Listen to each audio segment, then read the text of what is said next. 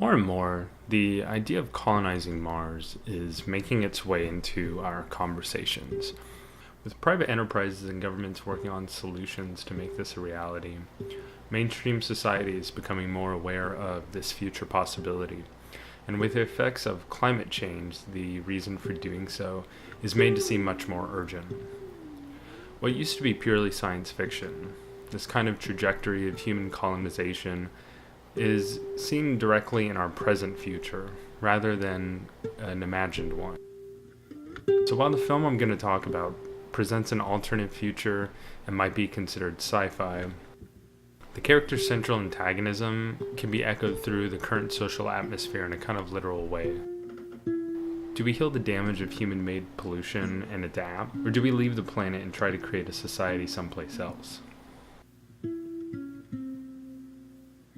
In this analysis, I'll be talking about the film I.O., and why I think it presents a good metaphor to the conversations we're currently seeing be overtaken by the media and popular science.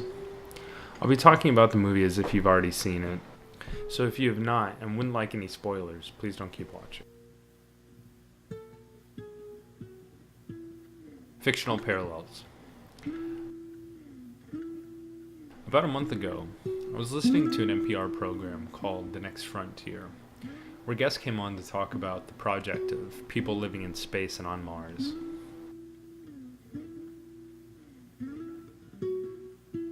The science writer Stephen Patrick gives a TED Talk in which he assures the audience that some of their children will with certainty live on Mars. And he recognizes that this sounds ridiculous, but gives us plenty of reasons why this is, of course, going to happen.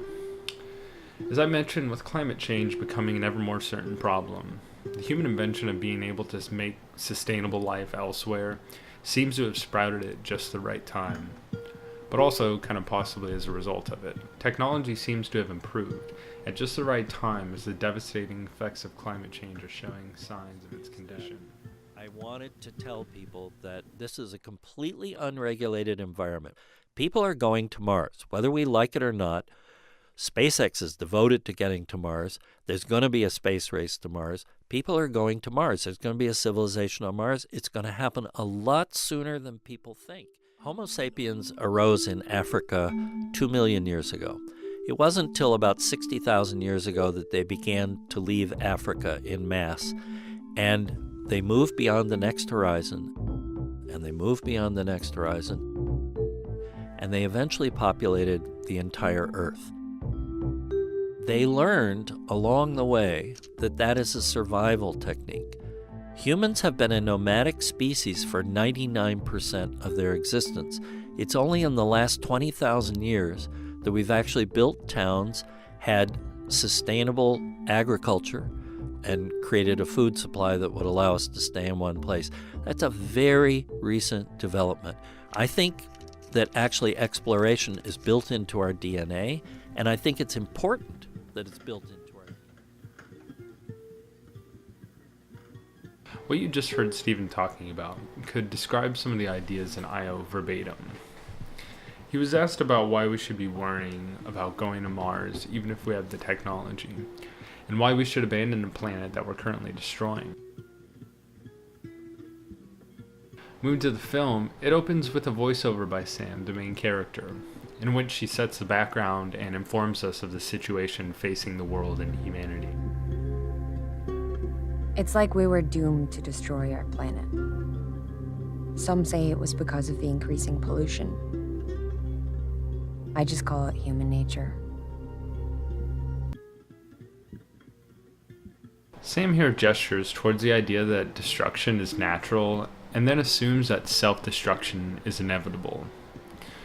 Stephen talks about human nature in a different way, but using a similar logic.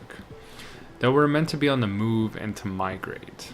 That space exploration and colonization is only an extension of humans' natural movement from place to place.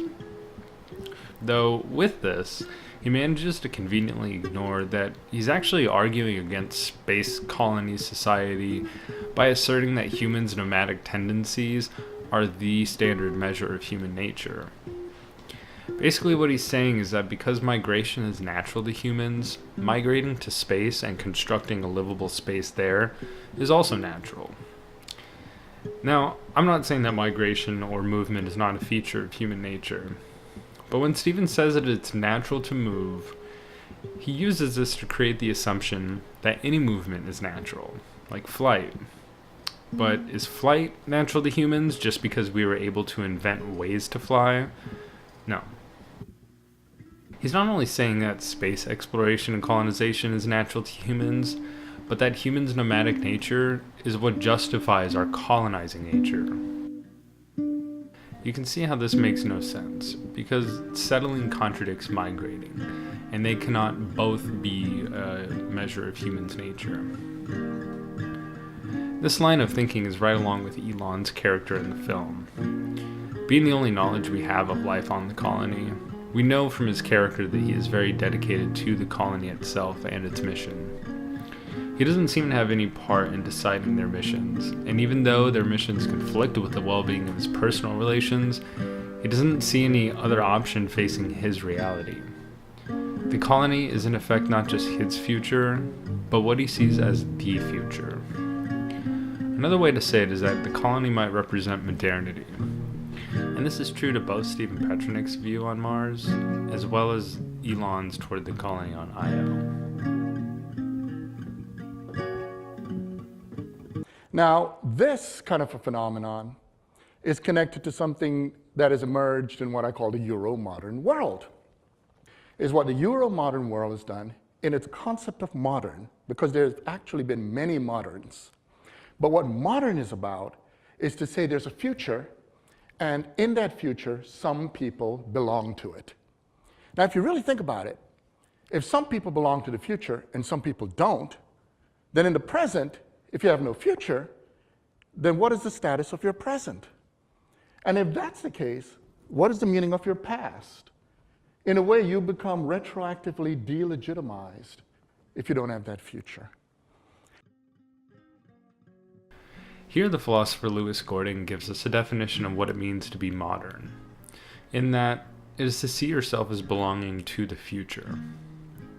But in what he calls the Euro-modern world, there lies a fundamental assumption that some people belong to the modern and some people do not.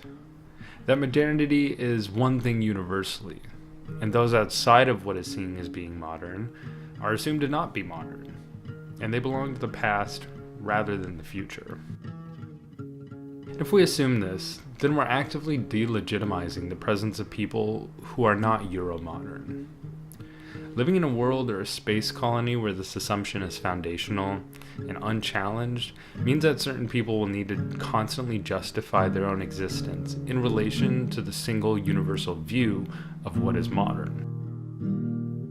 We might say that Sam's internal struggle is with deciding to either give in to this notion of modernity or to remain in her own, which is outside of the colony, which seems increasingly bleak.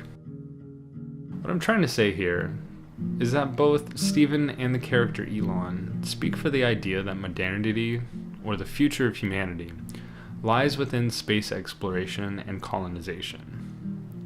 That our current planet isn't enough, and that our true capacity as humans lies in being able to create our own futures, or nature elsewhere. Now, I started this by talking about the two ideas of human nature that get brought up between Stephen's interview and Sam's voiceover. Sam's view on human nature is evidently pessimistic, in that she tells us she sees the nature of humans in our propensity to destroy. The strange thing about this initial presentation is that the entire movie then revolves around her seeming obligation to nurture and restore the environment which she exists in. I say that it's strange because Sam recites a cynical view of humanity, then throughout the movie is acting in the selfless interest of restoring a healthy life to Earth in the wake of human destruction. In a line at the very end of the movie, she tells Micah, "Everyone sees so much death here, but I see life." Her goals are not even to see Earth as she once remembered it. She never even had a relationship with the planet before it was toxic. Nonetheless, she is dedicated towards making it habitable again. I see her actions actually contradicting her supposed view on humanity. Her view of strangers is one of curiosity. She's not closed to human connection.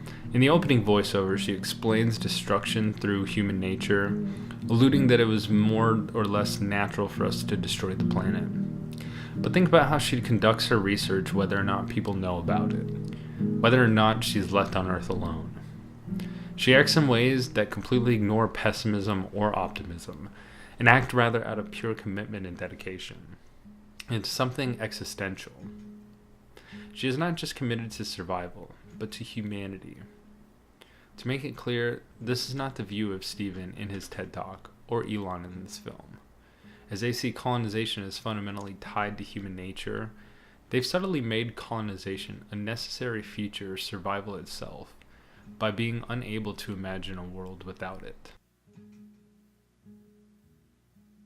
Character responsibilities. Sam is living on Earth and attempting to restore it and adapt, but humans no longer even need the planet and can live elsewhere, which leaves her to actually live in a less human way, i.e. alone. Micah contributes to the dialogue of human nature when he quotes Plato's Symposium and tells Sam about the idea that humans were originally two people, and that we are always looking for our other half. It's our nature, he tells her. And as we've already established from Elon's position, we can start to see that together, both Micah and Elon are communicating the same message to Sam. That in one way or another, what she's doing is essentially fighting against her own nature.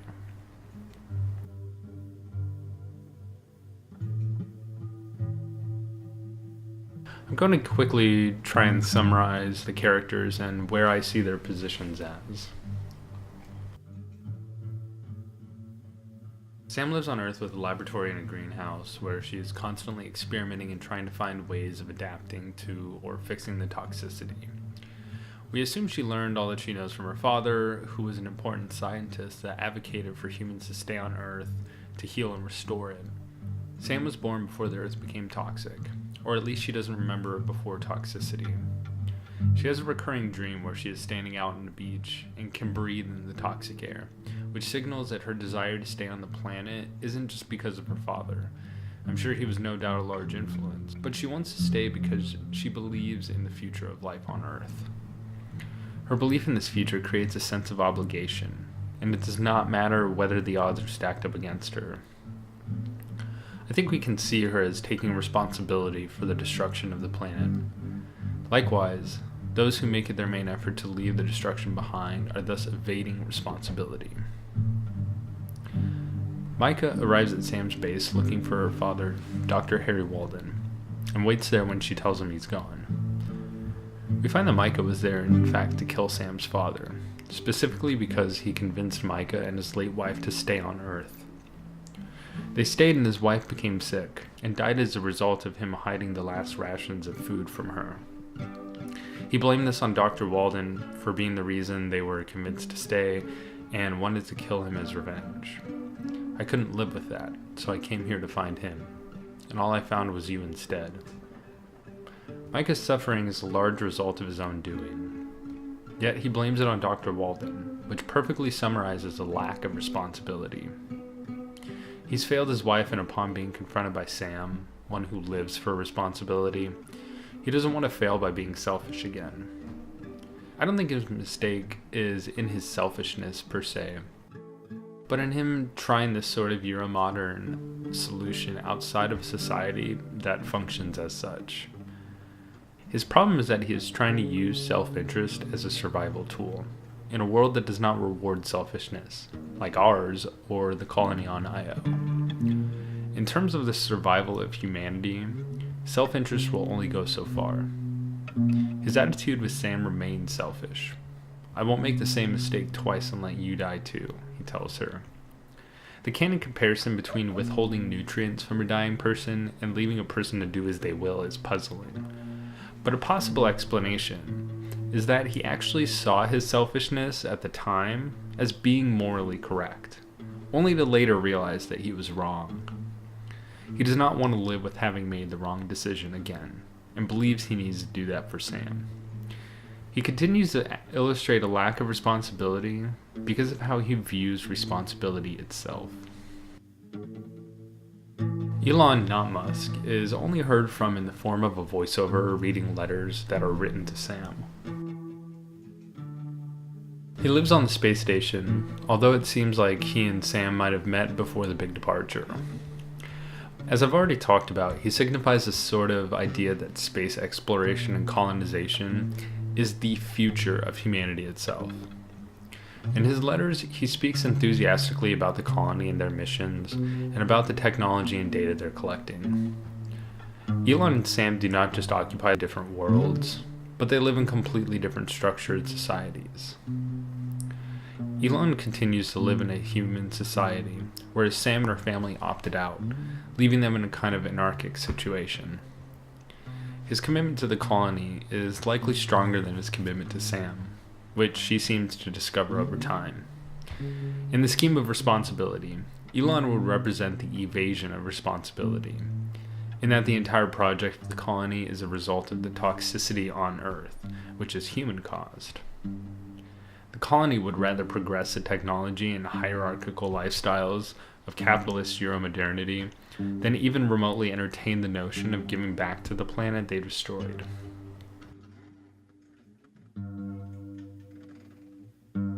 They are operating purely on reactionary measures in an attempt to completely evade the same responsibility that society incurs on the individual. Because Elon was living well within the means of this Euromodernity, he is rewarded for his selfishness, unlike Micah, whose selfish actions eat away at his sense of worth.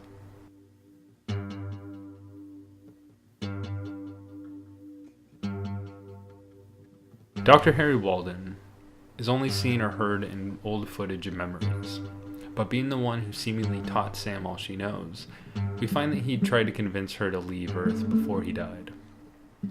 Even he was led to believe that the work he put into his life on the planet didn't matter to some extent, like accepting that his idea of a future was no longer possible. But Sam continues, if only because she knows that as long as there is a chance to restore the planet, and there is, that the opportunity should be utilized to its full potential. Dr. Walden stands as the reason Sam is there to begin with, and why she is able to pursue her work. Her character trajectory can also be seen as one that is learning to become her father in a way, not only as a scientist, but as a parent, which represents a certain point of maturation and similar understanding of responsibility. As we see, there are multiple notions of responsibility at play in the film. Elon sees responsibility in maintaining the colony's goals, Sam sees it as finding a way to restore Earth, and Micah sees it as pure survival.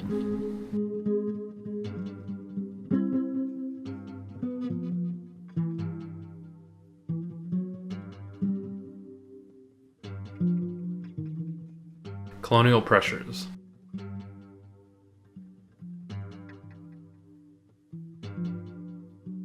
So in the film, Sam is doing all of these high-tech experiments, trying to figure out ways to live on the toxic Earth. She lives in the hills above the clouds of toxic haze, and comes back one day in the middle of a storm to find the toxicity blew right through her camp, and destroys a bunch of her work. Almost immediately following these events, she receives a message from Elon, telling her that the council of the colony has decided the new mission they will pursue, and have also decided to completely abandon Earth. He tells her the last shuttles to the colony will launch in 4 days, after which she would be left completely stuck on Earth. The minor disaster she faces with her camp, along with the news of the colony's abandonment of Earth, seems a signal that Sam's objective of making the planet livable again is futile. When Micah arrives, he seems to reinforce that idea. After he finds out her father has been dead, he says that he's bringing her with him, whether or not she wants to, signaling that he understands something that she doesn't. But while they're waiting to travel to the launch site, Micah finds a newly hatched queen bee that must have lived through the storm that destroyed the rest of the hive. Neither of them can explain how this is possible, which gives Sam living proof that her experiments and work are anything but pointless. This is what matters, and where Sam starts to realize that maybe she won't go to IO. If her work alone is generating ways of adapting to the toxicity, that would mean that the colony is not the only option. People don't need to go there to survive. It's just simply more convenient to, which allows humanity to remain in this hierarchical structured society where exploration and technology are the symbols of humans' position in the future, rather than living on Earth.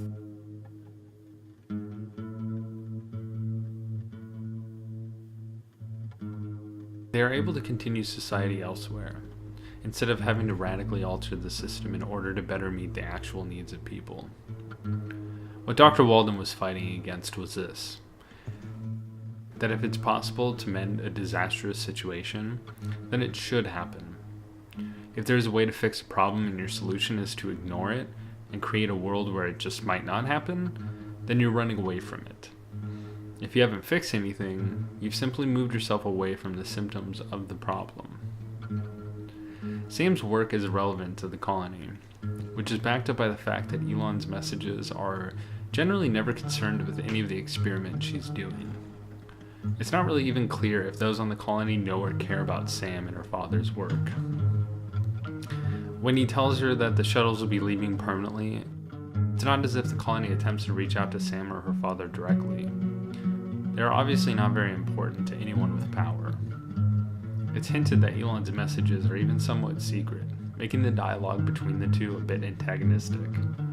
Essentially, it's pretty clear that anyone outside of the colony is an outcast to society. They've opted out of the opportunity, and in doing so, have opted out of the modernity seen by the colony. Sam certainly holds a vivid sense of the future, and can't seem to help but pursue it. What is happening is what I talked about earlier. Since a colony represents a Euro-modern vision, it necessarily means that those who don't belong to its vision of modernity are outside of modernity itself, and that they belong to the past. With this in mind, it's easier to make sense of the way that Sam and those on Earth are viewed by the colony, and the reasons that Elon or Micah might have to convince Sam to leave Earth. The three of them collectively are not really speaking the same language. Sam literally does not accept that Earth is dead, whereas Elon knows Earth is dead.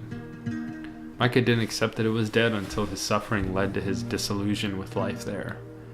He sees Io as the only practical option.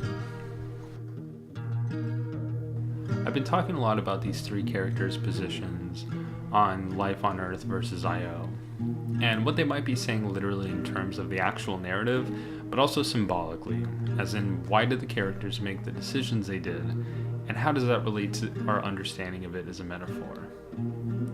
If it hasn't been clear, my analysis on the film would suggest that it stands firmly in the position of a kind of struggle against some aspects of colonialism. I'm now going to be wrapping this video up, talking about where this film might land symbolically, and how it even tends to contradict my own analysis up to this point.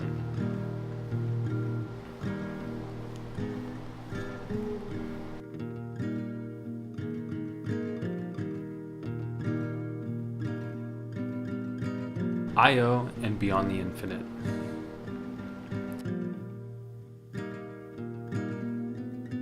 So in this analysis, I've been talking about the film's relation to colonialism and justifying it under the guise of human nature.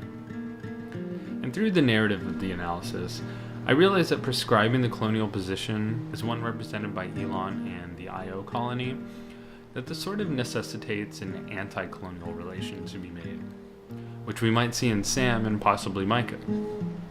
However, when I started to think about this, I couldn't really find anything necessarily anti-colonial in Sam's actions or views. Having a kind of moralistic obligation to abstain from the new colony is not necessarily the same thing as being opposed to the colony ideologically, which I feel I might have painted on the character Sam up until this point. So in conclusion, I'll be talking about why Sam isn't anti-colonial, or necessarily even radical. She may in the end not be far different from any other protagonist, really. The reason we know Sam isn't radical is because she's simply trying to replace the world she once knew, which was already colonial. From the get-go, to describe her actions as anything but being based in the colonial would be a mistake. In rejecting Io, she's not rejecting ideology, but actions. Her belief in the Earth leads her to see something that others do not, life, where they only see life beyond the stars. She seems more than willing to go to Io if she in absolute fact has no other option, and is only hesitant when she knows that her work can be successful, strengthening her belief. This cannot be opposed to colonialism because it's simply an attempt to rebuild the terrestrial foundations of the original colony.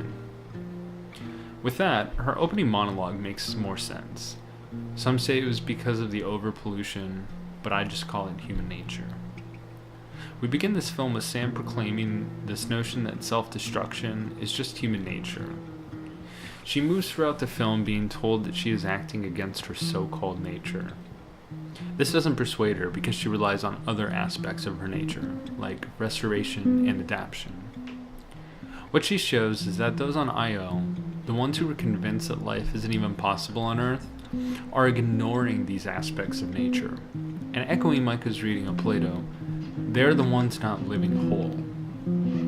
Even the sentiment is taken and adapted by Sam. Remember how Micah tells her about how people need a companion, that we cannot live alone, although monogamy is not a natural concept, which seemed like more what he was referring to in the scene? She doesn't so much fight against this idea at all, and even kind of takes his advice. They have sex while they're at her base. In the end, Micah leaves, and in the last scenes, we see her on a beach, and in the foggy distance, she stands there and a child comes out from behind and stands next to her. She's co-opted Micah's idea in order to become both whole and natural. She tells Micah at the end, "If I live, tell people on Io there's still a chance." Her actions sort of suggest that it's actually the people on the colony who aren't living naturally, which is really just a different kind of appeal to human nature.